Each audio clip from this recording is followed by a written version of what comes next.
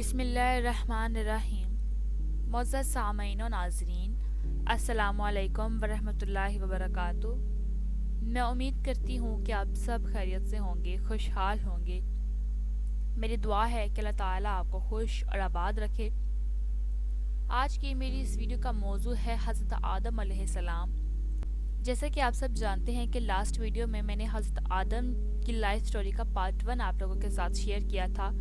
تو آج اسی موضوع کا پارٹ 2 ہے۔ جیسا کہ اللہ تعالیٰ نے حضرت آدم علیہ السلام کو علم سے نواز کر ان کو تمام فرشتوں پر برتری دی اور پھر فرشتوں کے سامنے پیش کر کے ارشاد فرمایا کہ تم ان اشیاء کے متعلق کیا علم رکھتے ہو؟ وہ لا علم تھے، کیا جواب دیتے؟ مگر چونکہ بارگاہ سمدیت سے قرب رکھتے تھے، سمجھ گئے کہ ہمارا امتحان مقصود نہیں ہے، کیونکہ اس سے قبل ہم کو ان کا علم ہی کب دیا گیا ہے یا آزمائش کی جاتی، بلکہ یہ تنبیہ مقصود ہے کہ خلافت الہی کا مدار کثرت تسبیح و تحلیل اور تقدیس و تمجید پر نہیں بلکہ صفت علم پر ہے۔ اس لیے کہ ارادہ و اختیار، قدرت تصرف اور قدرت اختیار، یا دوسرے الفاظ میں یوں کہیے کہ حکومت عرضی صفت علم کے بغیر ناممکن ہے۔ بس جب کہ حضرت آدم کو اللہ تعالیٰ نے اپنے صفت علم کا مظہر بنایا تو تم بلا شبہ وہی خلافت عرضی کا مستحق ہے، نہ کہ ہم۔ اور حقیقت بھی یہی ہے کہ ملائکۃ اللہ چونکہ اپنی خدمات مفروضہ کے علاوہ ہر قسم کی دینوی خواہشوں اور ضرورتوں سے بے نیاز ہیں، اس لیے وہ ان کے علم سے بھی ناآشنا تھے، اور آدم کو چونکہ ان سب سے واسطہ پڑنا تھا، اس لیے ان کا علم اس کے لیے ایک فطری امر تھا جو رب العالمین کی ربوبیت کا ملا کی بخشش و عطا ہے، اور اس کو وہ سب کچھ بتایا گیا جو اس کے لیے ضروری تھا۔ تخلیق آدم، یہ مسئلہ بھی لائق فکر و نظر ہے کہ انسان اول یعنی کہ حضرت آدم کی پیدائش کب ہوئی؟ کیا کائنات ارضی و سمادی کے ساتھ ساتھ یا غیر معین مدت کے بعد اس کی ہستی عالم وجود میں آئی؟ علماء یہودی و انصاری اور بعض علماء اسلام کا قول ہے کہ حق تعالیٰ نے تخلیق و تکوین کائنات کے بارے میں جو 7 ایام یعنی کہ 6 دن کی تعبیر اختیار فرمائی ہے، انہی ایام میں سے ایک دن حضرت آدم نے بھی لباس وجود پہنا، اور وہ جمعے کا دن تھا۔ قرآن مجید میں ایک مختصر سی آیت ہے جس کا ترجمہ ہے، کچھ شک نہیں کہ تمہارا پروردگار خدا ہی ہے جس نے آسمانوں اور زمینوں کو 6 دن میں پیدا کیا، پھر عرش پر چھا گیا۔ لیکن یہ مسلک درست نہیں ہے، نہ علمی و تاریخی اعتبار سے اور نہ دینی و مذہبی روایات کے لحاظ سے۔ یہودی و انصاری کے متعلق تو معلوم نہیں کہ انہوں نے کس بنیاد پر یہ کہا اور اس کے لیے ان کے پاس کیا دلیل ہے، مگر علماء سبکی سے ضرور یہ تعجب ہے کہ انہوں نے اس بے دلیل بات کو کس طرح قبول فرمایا اور یہ مسلک کیوں اختیار کیا۔ کافی غور و فکر کے بعد یہ کہا جا سکتا ہے کہ علماء سبکی کو یہ مغالطہ غالباً صحیح مسلم کی اس حدیث سے ہوا ہے جو فضائل جمعہ میں مذکور ہے، اور جس میں کہا گیا ہے کہ رسول اکرم نے ارشاد فرمایا کہ آدم کی پیدائش جمعہ کے دن ہوئی تھی۔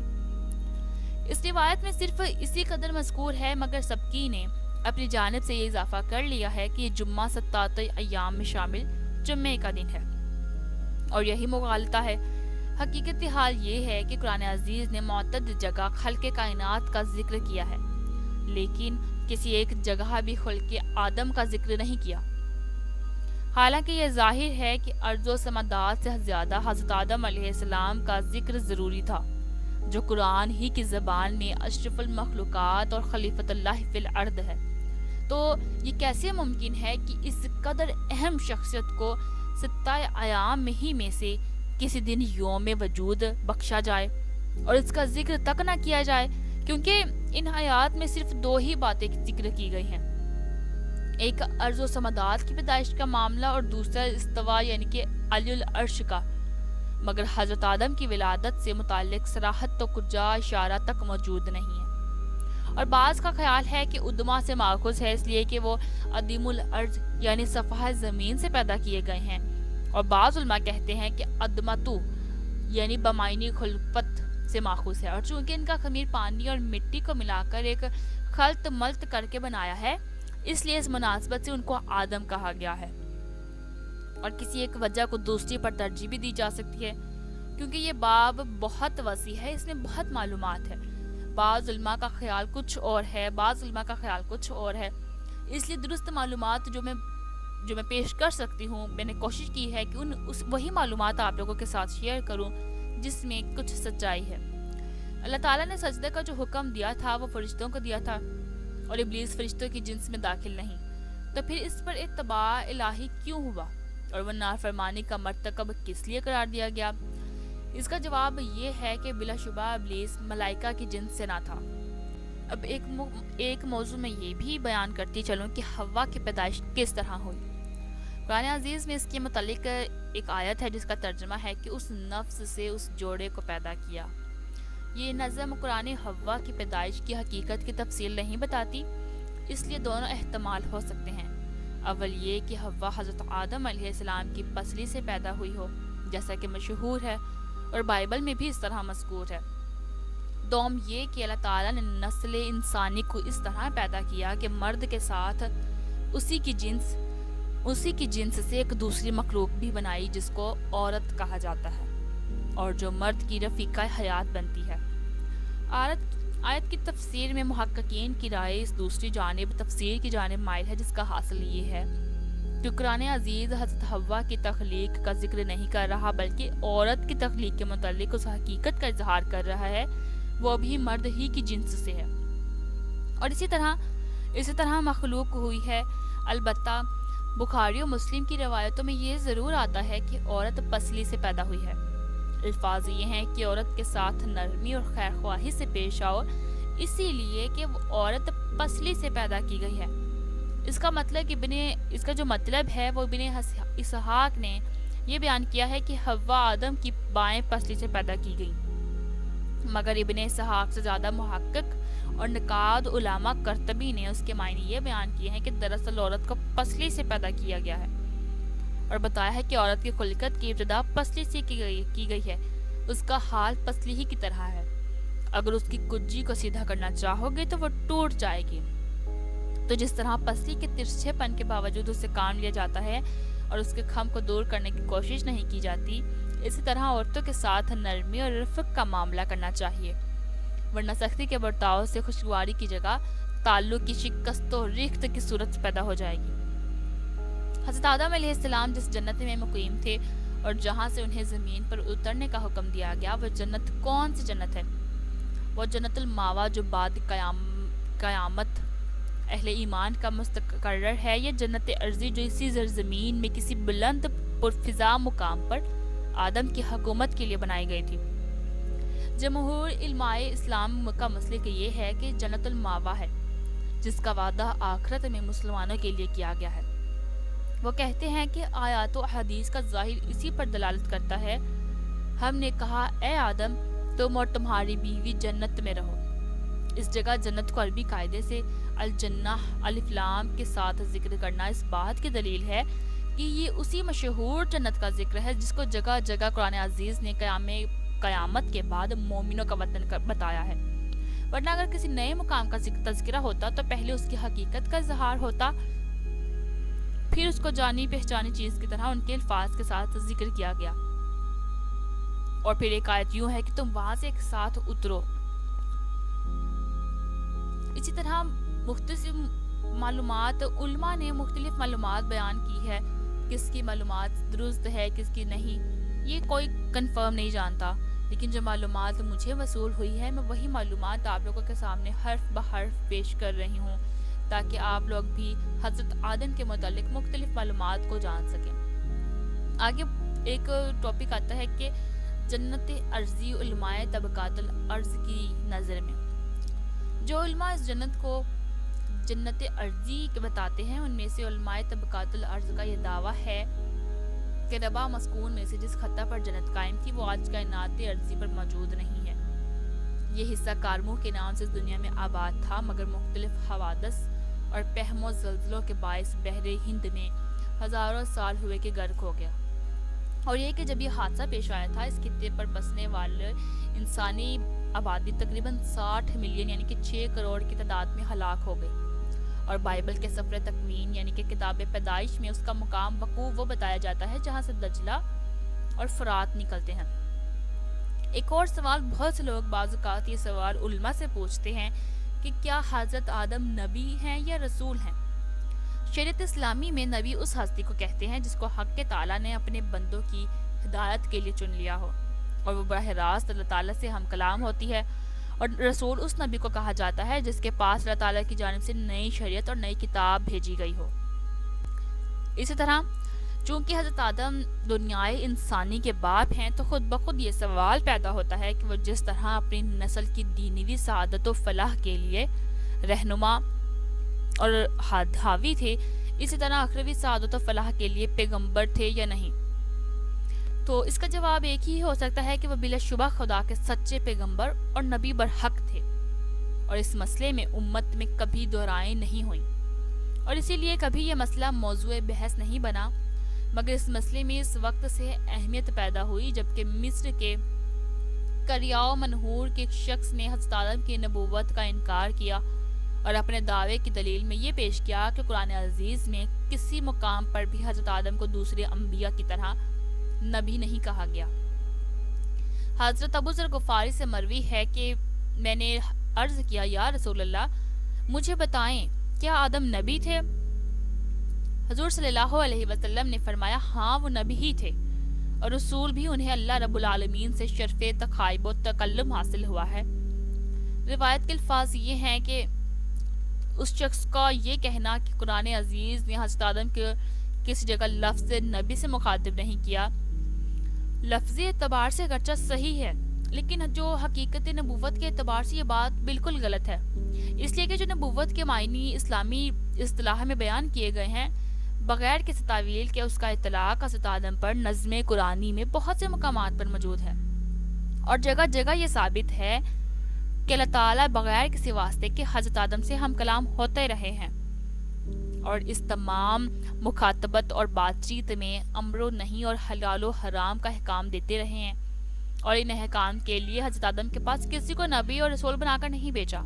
بلکہ براہ راست انہی سے خطاب فرمایا گیا۔ بس جبکہ نبوت کی حقیقت بھی یہی ہے تو حضرت آدم کی نبوت کا انکار قطعاً باطل اور بے معنی ہے، نیز ان کے رسول ہونے نہ ہونے کی بحث بھی کچھ زیادہ اہم نہیں ہے، اس لیے کہ جب وہ پہلے انسان ہیں تو انسانی آبادی کے لیے خدا کی وحی کے ذریعے جو پیغامات بھی انہوں نے سنائے وہی ان کی شریعت سمجھی جائے گی، اور اس لیے کہ وہ رسول بھی ہیں۔ بہرحال ان کی نبوت پر یقین رکھنے اور قلب میں اطمینان پیدا کرنے کے لیے نظم قرآن کی وہ تمام آیات کافی اور شافی دلیل ہیں جو حضرت آدم اور اللہ تعالیٰ کے درمیان براہ راست گفتگو اور مکالمت و مخاطبت کی شکل میں نظر آتی ہیں۔ حضرت آدم جبکہ نبی ہیں تو ان سے خدا کے حکم کی خلاف ورزی کا کیا معنی؟ نبی تو معصوم ہوتا ہے اور عصمت نافرمانی اور گناہ کے متضاد ہیں۔ حضرت آدم علیہ السلام کی عصمت پر بحث کرنے سے قبل مختصر الفاظ میں عصمت کے معنی اور اس کا مفہوم معلوم ہو جانا چاہیے، تاکہ آئندہ بھی ایسے مقامات میں گنجلک اور ریب و شک کی گنجائش باقی نہ رہے۔ تو میں آپ کو بتا دوں کہ عصمت نبی کے معنی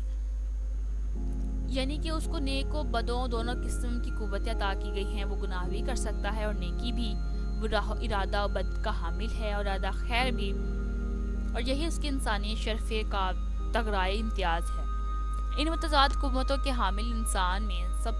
میں سے حضرت حق انسانی رشد و ہدایت اور وصول اللہ کے لیے کبھی کبھی کسی شخص کو چن لیتے ہیں اور اس کو اپنا رسول نبی اور پیغمبر بنا لیتے ہیں، اور اس سلسلے کی آخری کڑی ذات اقدس حضرت محمد مصطفیٰ صلی اللہ علیہ وآلہ وسلم ہے، اور جب یہ ہستی نبوت کے لیے چن لی جاتی ہے تو اس کے لیے یہ ضروری ہوتا ہے کہ وہ عمل و ارادہ کی زندگی میں ہر قسم کے گناہ سے پاک اور ہمہ قسم کی نافرمانیوں سے دور ہو، تاکہ پیغام الہی کے منصب میں خدا کے صحیح نیابت ادا کر سکے۔ تو نبی کے معنی یہ ہوئے کہ وہ انسان جو تمام گناہوں سے پاک ہو، جو رہنمائی کر سکے، جسے ہدایت کا راستہ معلوم ہو۔ حضرت آدم کی عصمت اس حقیقت کے واضح ہو جانے کے بعد اب حضرت آدم کے واقعے پر غور کیجیے اور نظر ڈالیے کہ قرآن عزیز سورہ بقرہ میں جب یہ واقعہ بیان کیا گیا تو صاف طور پر یہ واضح کر دیا گیا کہ حضرت آدم کی ایک غلطی نہ گناہ تھی اور نافرمانی بلکہ معمولی قسم کی لغزش تھی۔ شیطان نے ان دونوں سے لغزش کرا دی، اور اس کے بعد سورہ اعراف اور سورہ طٰہٰ میں 2 جگہ اس واقعے کو نقل کرتے ہوئے وسوسے سے تعبیر کیا۔ شیطان نے ان کو پھسلا دیا اور تاہم میں تیسری جگہ لغزش اور وسوسے کا خود ہی سبب بیان کر کے حضرت آدم کو ہر قسم کے ارادی اور عملی گناہ سے پاک ظاہر کیا اور ان کی عصمت کے مسئلے کو زیادہ سے زیادہ محکم اور مضبوط بنا دیا۔ کچھ ترجمہ یوں بیان ہوتا ہے کہ بلا شبہ ہم نے آدم سے ایک اقرار لیا تھا، بس وہ اس کو بھول گیا اور ہم نے اس کو پختہ ارادے کا نہیں پایا۔ ہم نے اس کو اقرار کے نہ پورا کرنے میں اس کے ارادہ اور قصد کا دخل نہیں پایا۔ یہ آیات صاف طور پر واضح کرتی ہیں کہ حضرت آدم نے کسی قسم کا کوئی گناہ نہیں کیا۔ جس حد تک معاملہ پیش آیا اس میں بھی ان کے قصد و ارادہ سے خلاف ورزی کا متعلق کوئی دخل نہیں ہے، بلکہ وہ ایک وسوسہ تھا جو لغزش کی شکل میں ان سے صادر ہو گیا، اور وہ بھی نسیان اور بھول چوک کے ساتھ۔ ان تمام تصریحات کے بعد اب سورۃ طٰہٰ کی مسعود ذیل آیت کا مقصد خود بخود صاف ہو جاتا ہے، جو ترجمہ یہ ہے کہ اور آدم نے اپنے پروردگار کا حکم پورا نہ کیا کیونکہ وہ بہک گیا۔ اب اس جگہ عصیان اور غوایت کے وہ معنی نہیں لیے جو عام بول چال میں ہم بولے جاتے ہیں، یعنی گناہ اور گمراہی، اور ایسا مجاز کے طور پر، اور ایسا چونکہ تعویل بعید یا دوراز کا تجزیہ کے لیے نہیں کیا گیا، بلکہ لغت اور علم معنی کے عام اصول کے زیر نظر ہی کیا گیا ہے۔ اس لیے کہ لغت عربی کی مشہور کتاب لسان العرب اور اقرب الاموارد وغیرہ میں ہے۔ ایک تیسری کتاب یہ ہے کہ اقرب المراد الاسمیت المقصدر متعلق بیان کیا جاتا ہے، یعنی کہ جو مزیت ہے وہ مصدر ہے اور کبھی مجاز کے طور پر لغزش کے معنی میں ظاہر نہیں ہوتی۔ اور اس طرح قرآن پاک میں اللہ تعالیٰ نے حضرت آدم کی عصمت پر خوبصورتی سے یہ بات واضح کر دی کہ حضرت آدم علیہ السلام کسی بھی گناہ اور غلطی سے پاک ہیں۔ ہاں، انہوں نے اپنے ارادے کی پابندی نہیں کی کیونکہ وہ ایک لغزش اور وسوسے کا بہکاوا تھا جس میں وہ بہل گئے، اور یہیں پر حضرت آدم کے متعلق جو معلومات میں نے مختلف ذرائع سے اکٹھی کی تھی آپ لوگوں تک تمام پہنچا دی ہے، اور امید کروں گی ناظرین کہ آپ کو حضرت آدم کے متعلق تمام معلومات پسند آئی ہوگی، اور یہیں پر حضرت آدم کے متعلق معلومات تھی وہ یہاں پر اختتام پر پہنچتی ہے۔ ناظرین، ویڈیو کو لائک شیئر اور کمنٹ ضرور کر دیجیے گا، اور چینل کو کائنڈلی سبسکرائب کر دیں، بیل آئیکن کو پریس کر دیں تاکہ اگر میں کسی اور نبی کے متعلق مختلف معلومات یا کوئی بھی واقعہ شیئر کروں تو آپ کو نوٹیفیکیشن مل جائے، آپ بر وقت دیکھ سکیں۔ اپنی دعا میں یاد رکھیں۔ اللہ حافظ۔